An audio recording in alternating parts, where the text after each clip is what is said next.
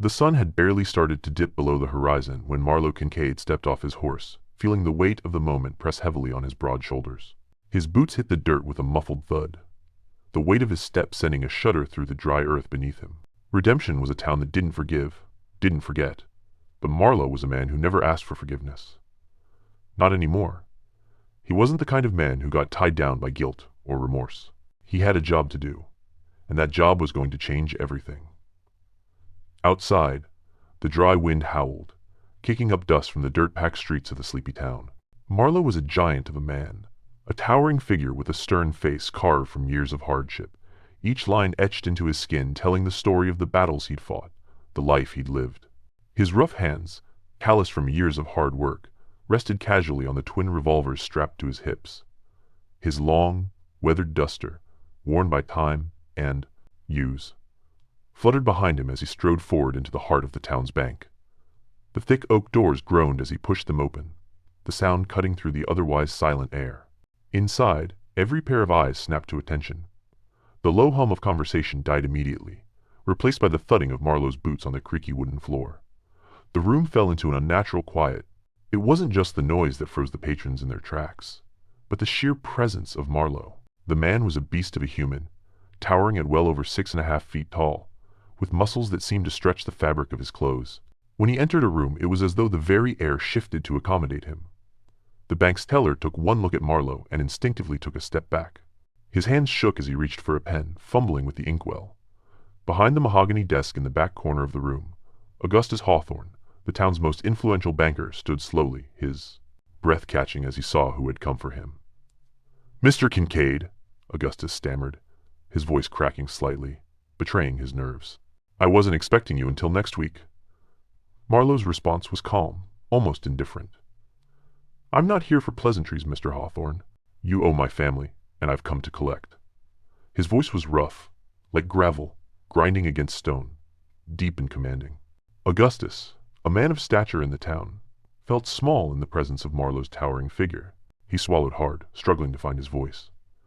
I've been meaning to discuss the payment, But Marlowe didn't wait for him to finish.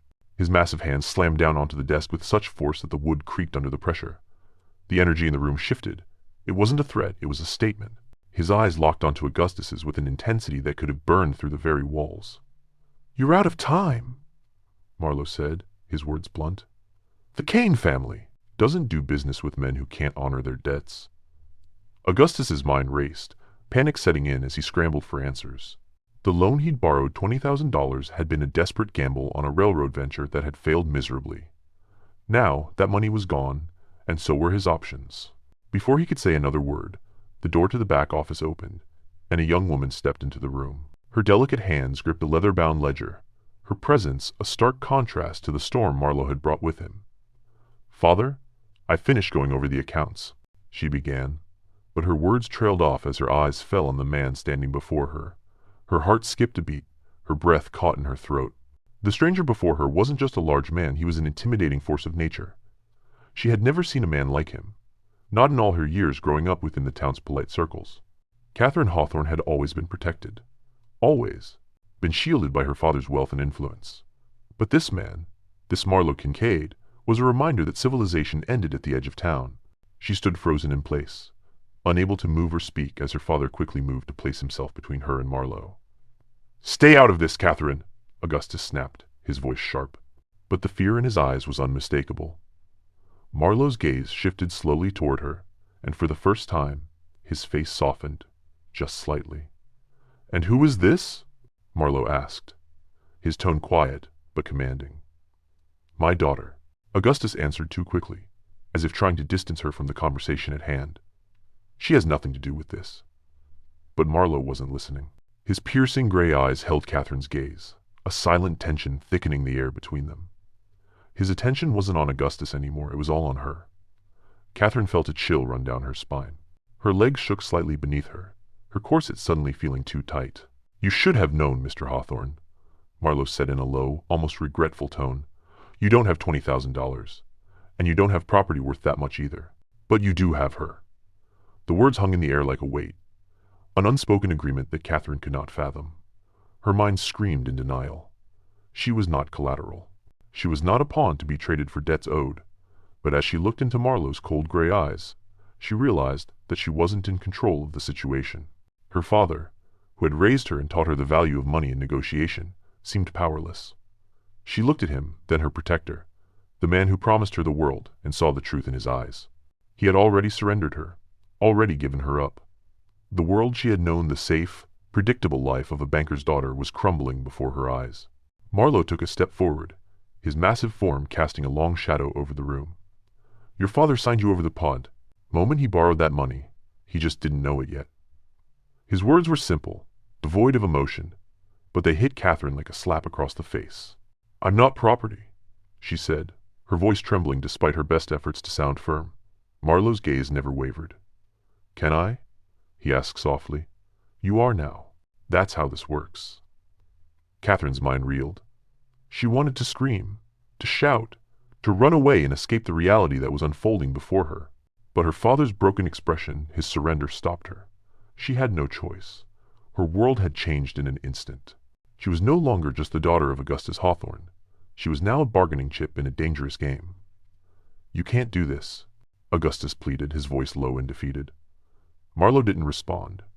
Instead, he pulled a folded contract from his coat and slapped it down onto the desk with a finality that echoed through the room. "This is the contract you signed," Marlowe said. "It's all right. There. Any assets you hold can be claimed as payment. That includes family members." His eyes flickered to Catherine, a brief moment of something unreadable passing through them. "That includes you." Catherine looked down at the contract. Her fingers trembled as she reached for it, her breath quickening as she realized the truth of Marlowe's words. Her father had signed her away, unknowingly binding her to a man who now saw her as little more than debt to be collected. Her heart sank as the weight of the situation bore down on her, but she held her ground. "I'm not going with you," she declared, lifting her chin in defiance. Marlowe didn't flinch. He simply nodded toward the stairs. "You have 10 minutes, he said, his voice cold and emotionless. "Pack whatever you need. After that, we ride." Catherine turned away from him, her mind spinning with confusion, rage, and fear. Her entire life, everything she had known, was about to be left behind. Her father, who had once been her protector, was now complicit in her downfall. The room felt smaller, suffocating, but there was no other choice. The reality was clear. She was bound to this man, this stranger who had claimed her like property, and she would have to follow him, whether she wanted to or not. As she ascended the stairs, each step felt heavier than the last. The life she had once known, with its comforts and security, was slipping through her fingers like sand. She knew that once she left this house, there would be no going back. Marlowe Kincaid was waiting for her, and she was about to learn what it meant to be truly claimed. Catherine's footsteps echoed through the quiet hall as she ascended the staircase. Her mind was a whirlwind of thoughts, frantic, confused, and bitter. She had never felt more trapped in her life. As she reached the top, the weight of her father's actions bore down on her with an intensity she couldn't shake. Her world, once filled with the calm predictability of a law and banker's daughter, was now a prison she couldn't escape.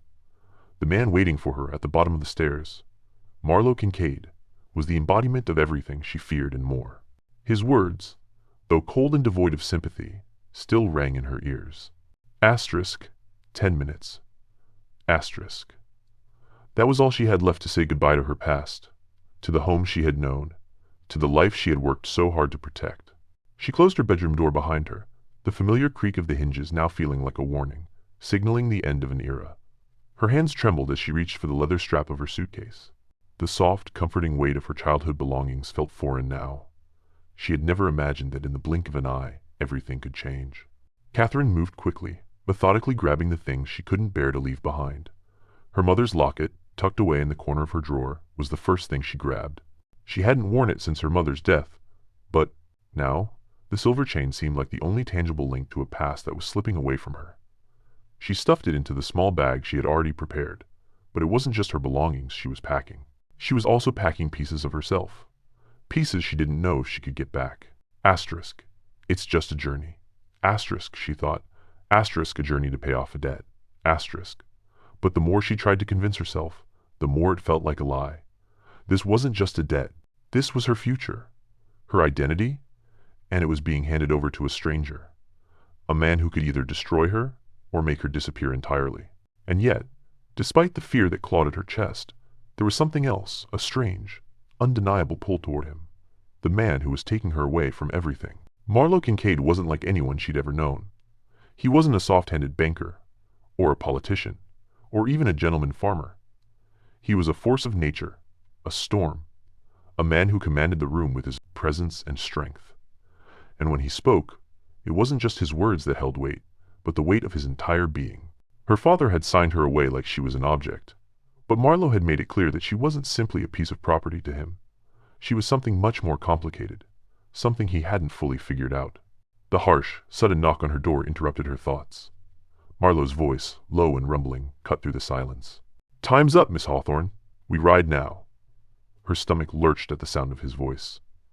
There was no more room for defiance. No more time for second-guessing. Catherine opened the door to find him standing there, his towering figure filling the doorway, the cold look in his gray eyes never wavering. "Are you ready?" His voice was not unkind, but it held the same command as before. Catherine nodded stiffly, her jaw set. She knew what was at stake. As she moved past him, she felt his presence like a shadow, looming, behind her every step. She couldn't escape it, couldn't escape him. But perhaps, for once, she didn't want to. Marlowe followed her down the stairs in silence, his boots heavy on the wooden steps. Each thud echoed in the quiet house, a reminder of the weight that hung over them both. When they reached the front door, her father was waiting for them. Augustus Hawthorne stood there like a man already broken, his face drawn and pale, the weight of what was happening evident in his slumped shoulders. He had already given up.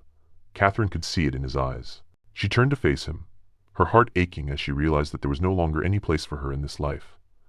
The life she had known was over. "Catherine," Augustus said softly, his voice cracking as he stepped forward, reaching out for his daughter's hand. "I'm so sorry. I never wanted this for you." Catherine stepped back, feeling the sting of betrayal deep in her chest. Her father, who had promised her the festa world, had gambled it away for the sake of his own ambitions. And now, it was her that had to pay the price. The years of training, of being groomed for something better, had all led to this standing before a man who had claimed her as payment. Her heart clenched with anger, with sorrow, and with a deep, unsettling fear. But there was no time for it. There was no more room for anything but what lay ahead. "I'm sorry too, Father," she said, her voice cold and steady, despite the turmoil inside. "But you've already given me away. Don't pretend you still care." Her words were like daggers, and she saw the pain flash across Augustus's face. But it wasn't enough to stop him. He knew, as well as she did, that this was happening whether they liked it or not. Without another word, Marlowe pushed open the heavy front door, and Catherine followed him into the world outside. The sun was low in the sky, casting long shadows over the town, as if the very land was mourning the loss of something it could never get back. Her heart pounded as they walked toward the horses tied to the hitching post. Two large, powerful beasts awaited them, sturdy animals that could carry them far. The horses were well trained, built for endurance, just like the man who was leading her away. Catherine was familiar with riding, but today, the thought of mounting a horse felt different. This wasn't just a ride, this was a departure, a journey into the unknown. Marlowe went first, swinging onto his horse with the ease of a man who had spent his entire life in the saddle. He looked down at her, his gray eyes unwavering. "You know how to ride?" he asked, his voice rough, but there was something almost approving in his tone. Catherine nodded, though the words felt strange on her lips. She had ridden horses since she was a child, but the idea of riding next to Marlowe Kincaid, of being taken away from everything she knew, was enough to make her head spin. Marlowe held out his "Good. Good. We have a long way to go." With a deep breath, Catherine grabbed his hand and swung herself into the saddle. The moment she was up, Marlowe took the reins of both horses and urged them forward. The dust kicked up beneath their hooves as they rode through the town, and Catherine glanced back one final time. Redemption was fading behind her, and with it, the life she had known. They rode in silence for hours, the miles passing beneath them like a blur. Catherine's body ached from the long ride, but she refused to complain. Every muscle screamed for relief, but she pushed forward, determined not to show weakness in front of the man who had claimed her. Marlowe's pace was steady, never rushing, but always moving forward with the kind of certainty that made her heart pound with equal parts dread and intrigue. The landscape around them shifted as they left the town behind. What had once been neat rows of houses and manicured lawns gave way to vast stretches of open prairie, dotted only by the occasional stand of cottonwood trees. The wind howled across the open plain, carrying with it the scent of sagebrush and dust. Catherine had never seen the world this wide, this wild. Everything about it felt foreign to her, and yet she couldn't shake the feeling that she was exactly where she was meant to be. As the sun began to dip lower in the sky, Marlowe slowed his horse, bringing them to a halt near a small creek that cut through the grassland. "We'll camp here tonight," he said. Catherine nodded, dismounting carefully, her legs shaking beneath her as she steadied herself. She hadn't ridden this far, or this hard, in years. The moment her feet hit the ground, her body cried out in exhaustion, but she kept her head high, refusing to show any signs of weakness. Marlowe unsaddled the horses with practiced ease, his broad shoulders flexing with every movement. He was a man of action, never wasting emotion. Catherine watched him, her gaze, lingering on the way his muscles shifted beneath his shirt, the way his movements were both powerful and precise. There was something captivating about the way he operated, something raw and unrefined, yet deeply compelling. "Not what you expected?" Marlowe's voice broke into her thoughts. Catherine looked up, surprised by the question. "No," she admitted. "I didn't expect any of this." Marlowe raised an eyebrow, his gaze flickering briefly to her hands, which were still clenched tightly around the reins. "It's going to get worse before it gets better." Catherine's heart skipped a beat. "What do you mean? You've never been this far out, have you?" Marlowe asked, his voice low. "Things change out here. People change. What you thought was certain, what you thought was safe, won't be that way anymore." Catherine didn't respond. Instead, she focused on the fire Marlowe was building, trying to quiet the storm of thoughts that was raging in her mind. She was in the wilderness now. There was no turning back. "Where are we going?" she asked after a long silence, her voice barely above a whisper. "North," Marlowe replied. "To my family's ranch. We'll figure out what happens when we get there." Catherine nodded, even though she wasn't sure what that meant. But for the first time since this all started, she felt a glimmer of something that resembled hope. Not hope for freedom, but hope for something else, something she couldn't quite understand yet. As the night stretched on, Catherine lay under the stars, her mind racing with questions. But in the silence of the desert night, all she could think about was the man lying only a few feet away. The man who had claimed her, and the man who, somewhere deep down, was starting to matter more than he should. Tomorrow would bring more challenges, more unknowns. But for tonight, Catherine allowed herself to drift into uneasy sleep, wrapped in the blanket of uncertainty that had become her new reality. The cold desert night stretched on, the sky above a vast sea of stars that seemed almost within reach.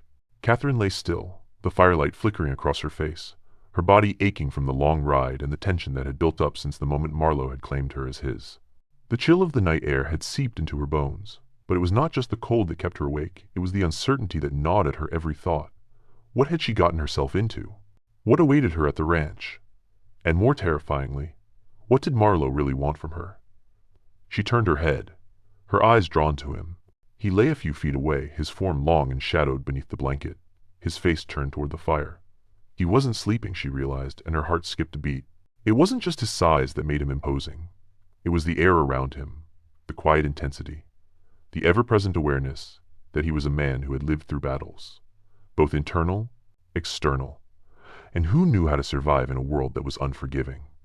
Marlowe Kincaid had become more than just the man who had claimed her as collateral for her father's debt.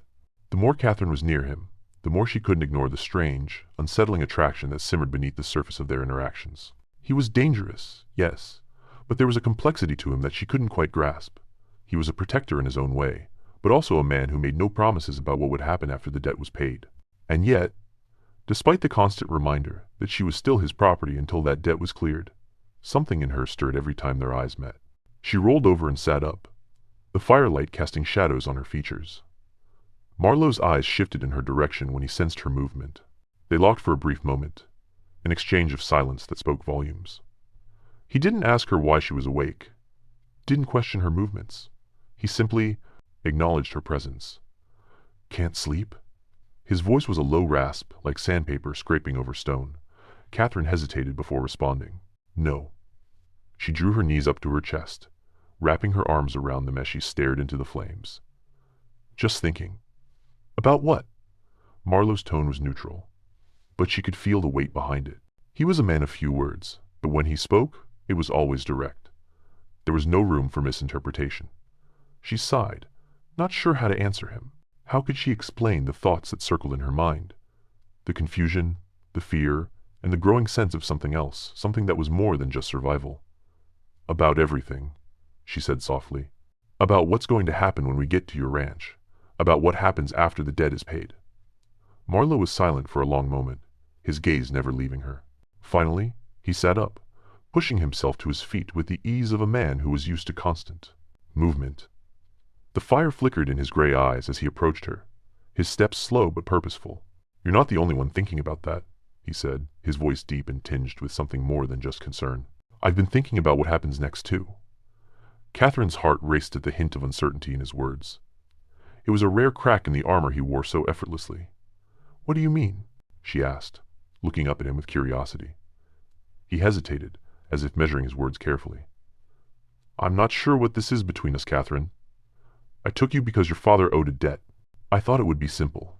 Take what's mine, keep things clear and professional. But nothing about this feels simple anymore." Her breath caught in her throat. It was the first time he had spoken about their situation with such openness. The idea that Marlowe wasn't entirely sure about his own actions had unsettled her. For the first time, she realized that Marlowe was not immune to the complexity of their shared reality. They were both trapped in a cycle of obligation, but something deeper was beginning to form between them. "You don't have to do this," Catherine said, her voice barely above a whisper. She lifted her eyes to meet his, feeling the weight of their connection. "You could let me go after the debt is paid. You don't owe me anything more." For a moment, there was a flicker of something in his eyes, something raw, something unspoken. But then it was gone, replaced by the familiar hardness she had come to know.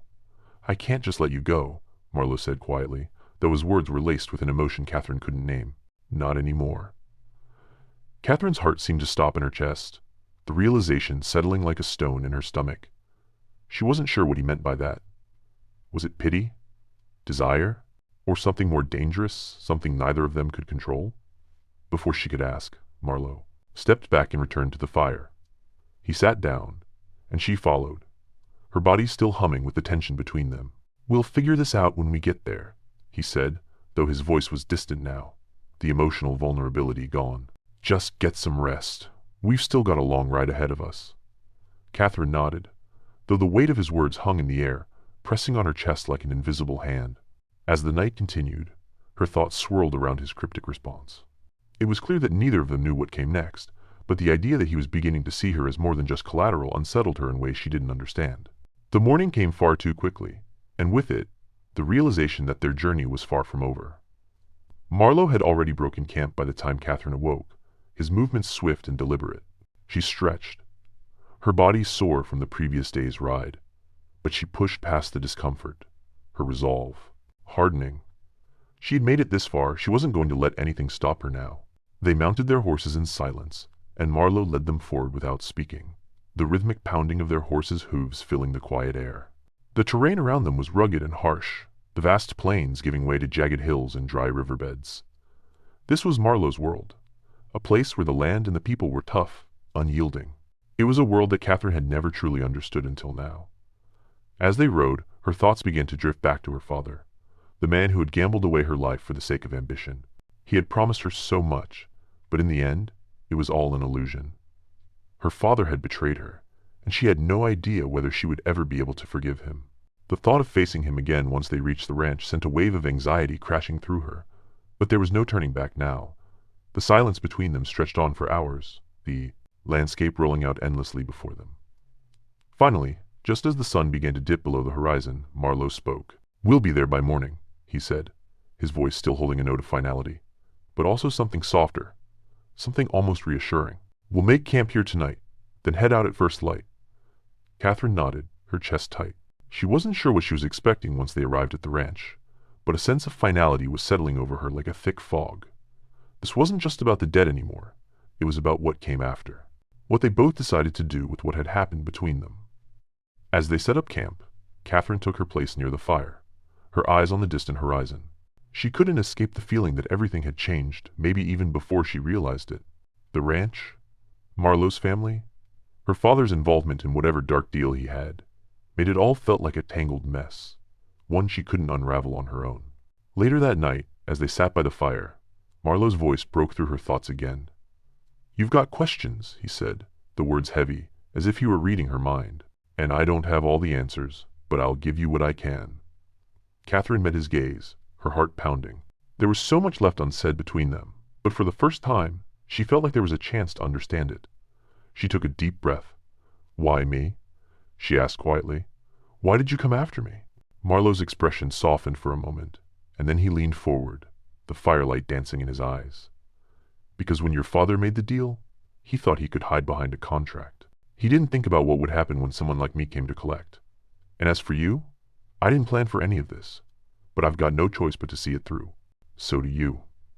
Catherine swallowed hard, feeling the weight of the truth settle in her chest.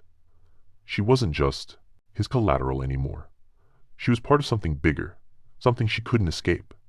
The question was, what would she do with it? As the night grew colder, she sat there, staring into the fire. Somewhere in the darkness, Marlowe had become something more than just the man who was collecting her father's debt.